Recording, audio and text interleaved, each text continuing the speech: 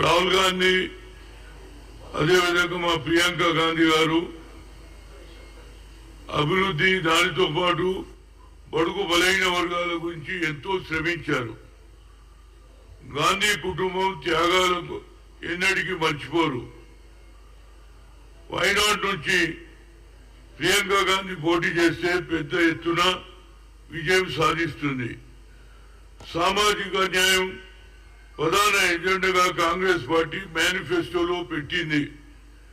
అదేవిధంగా ఇవాళ చంద్రబాబు నాయుడు తన మంత్రివర్గంలో బీసీలకు 8 మంది పదవులు ఇవ్వడం జరిగింది.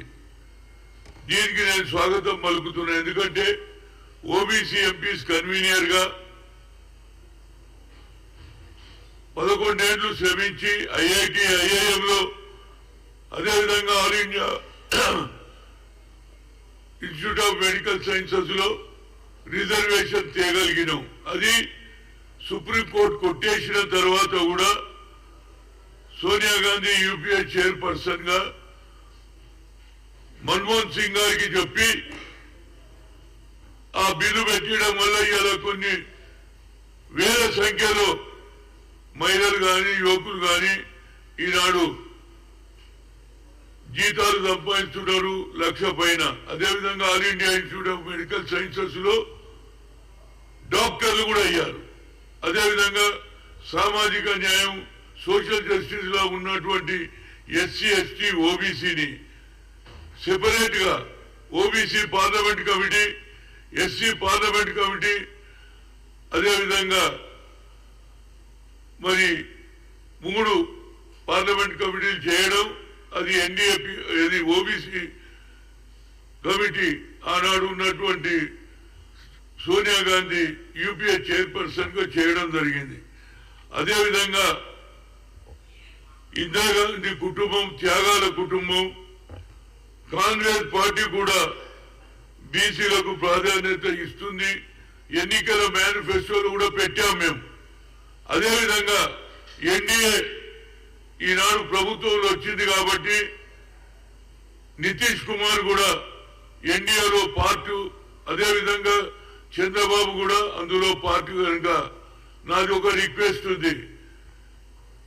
నితీష్ కుమార్ గారు ఓబీసీల గురించి కులగణన చేశారు. అదేవిధంగా చంద్రబాబు నాయుడు కూడా కులగణన చేయడానికి యావత్ భారతదేశంలో కులగణన జరగాలి. ఎందుకంటే గతంలో రాజ్నాథ్ సింగ్ హింసెల్ఫే చెప్పాడు 2008 లో కులగణన చేస్తాడు, చేయలే. ఈసారైనా తప్పనిసరిగా కులగణన జరగాలి. దానికి సరిగ్గా ఉన్న జనాభా ప్రకారంగా వాళ్ళది ఒక సెపరేట్ మినిస్ట్రీ ఉండాలి.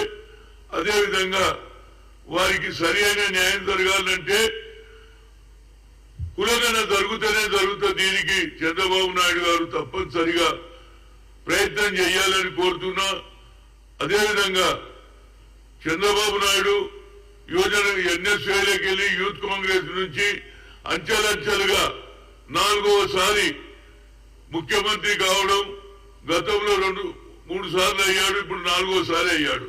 తప్పనిసరిగా బడుగు బలైన వర్గాల గురించి న్యాయం చేయాలని అదేవిధంగా గర్వపడుతున్నా నేను. ఎందుకంటే యువజన కాంగ్రెస్ నుంచి వచ్చిన వ్యక్తి 4వసారి ముఖ్యమంత్రి కావడం నా ఉదయపూర్వక ధన్యవాదాలు. తప్పనిసరిగా బడుగు బలైన వర్గాలకు ఎక్కువ ప్రాధాన్యత ఇవ్వడానికి ఆయన కూడా ఎన్డీఏలో ఉన్నాడు కాబట్టి ఏ విధంగా నితీష్ కులగణన చేశాడో అదేవిధంగా కులగణన అన్ని రాష్ట్రాలలో జరగాలి అనేది నా ఉద్దేశం. యాజ్ ఓబీసీ ఎంపీస్ కన్వీనియర్ గా తప్పనిసరిగా ప్రధానమంత్రిని కూడా కలుస్తాను. అన్ని రాష్ట్రాలలో ఉన్న ముఖ్యమంత్రి కలుస్తాం. మా రాష్ట్రంలో కూడా ఆల్రెడీ నిర్ణయం తీసుకున్నారు. అదేవిధంగా అన్ని రాష్ట్రాలలో ఆల్రెడీ తమిళనాడులో 67% రిజర్వేషన్ ఇస్తున్నారు కనుక అదేవిధంగా నితీష్ కుమార్ కూడా సరే అది కులగణన చేసి 67% వచ్చింది. అక్కడ 60% ఇస్తున్నారు. ఇక్కడ కూడా న్యాయం జరగాలని కోరుతున్నా. మరొకసారి యువజన కాంగ్రెస్ నుంచి ఈ స్థాయికి వచ్చినటువంటి చంద్రబాబు నాయుడు మా యువజన కాంగ్రెస్ లో వైస్ ప్రెసిడెంట్ గా పనిచేశాడు. కింది స్థాయి నుంచి యూనివర్సిటీ తిరుపతి యూనివర్సిటీ నుంచి అంచెలంచెలుగా పెరిగి ఈనాడు ఆంధ్ర రాష్ట్రానికి గతంలో ఉమ్మడి రాష్ట్రానికి ముఖ్యమంత్రి ఉండే, అదేవిధంగా మన ఈనాడు ఆంధ్ర రాష్ట్రం అయిన తర్వాత అక్కడ కూడా ఆయన ముఖ్యమంత్రి కావడం 4వ సారి. నా హృదయపూర్వక ధన్యవాదాలు. Thank you.